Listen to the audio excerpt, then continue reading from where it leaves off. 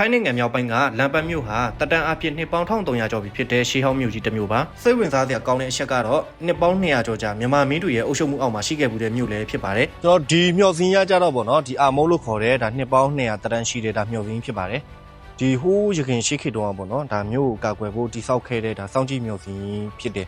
ဟိုအရင်တော့ဆိုလို့ရှိရင်တော့ကျွန်တော်တို့ရန်သူတွေလာမလားအဝေးကနေပြီးကြီးဖို့ဒါမြို့လုံခြုံရေးအတွက်အဓိကအသုံးပြုခဲ့တဲ့ဒါခံတက်ငယ်လေးတစ်ခုလည်းဖြစ်တယ်ဗောနော်စိတ်ဝင်စားတဲ့အကောင်းဆုံးကအာမဆိုတဲ့နာမည်ကမြန်မာစကားအမြောက်ကနေဆင်းသက်လာတာပါအရင်ကတော့ဒီမှာအမြောက်တွေရန်တွေတိမ့်ဆိပ်ပြီးတော့ရန်သူကိုစောင့်ကြည့်ခဲ့တဲ့နေရာဖြစ်ခဲ့တာပေါ့နော်ဒီနေရာကျတော့ကျွန်တော်တို့အရန်မကြီးတဲ့အတွက်ဟိုတကူတကကြီးလာရောက်လဲပတ်စရာတော့မလိုဘူးမြို့ထဲမှာအိပ်ပြီးတော့ခဏတစ်ဖြုတ်လာပြီးတော့